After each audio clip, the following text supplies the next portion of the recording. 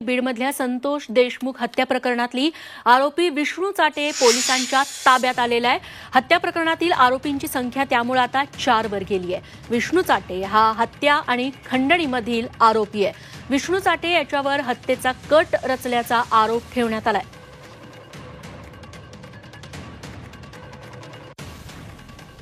आमचे प्रतिनिधी विष्णू बुर्गे आता आपल्यासोबत जोडले गेलेले आहेत। विष्णू, अजून एक अटक करण्यात आलेली आहे, काय पोलिसांनी अधिक माहिती दिली आहे याबद्दल? संतोष देशमुख यांच्या हत्ये प्रकरणानंतर जे आहे ते 3 आरोपींना आतापर्यंत पोलिसांनी अटक केलेली होती। विष्णू चाटे यांना अटक करा अशी मागणी जी आहे ती मोठ्या प्रमाणावर बीड जिल्ह्यात राज्यभर झाली।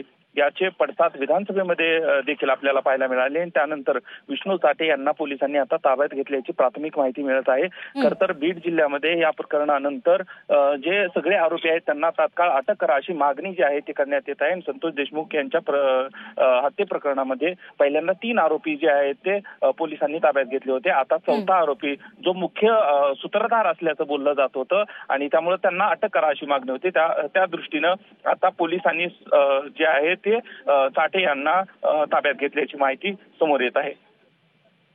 विष्णू, धन्यवाद तुम्ही दिलेल्या सगळ्या सविस्तर माहितीबद्दल।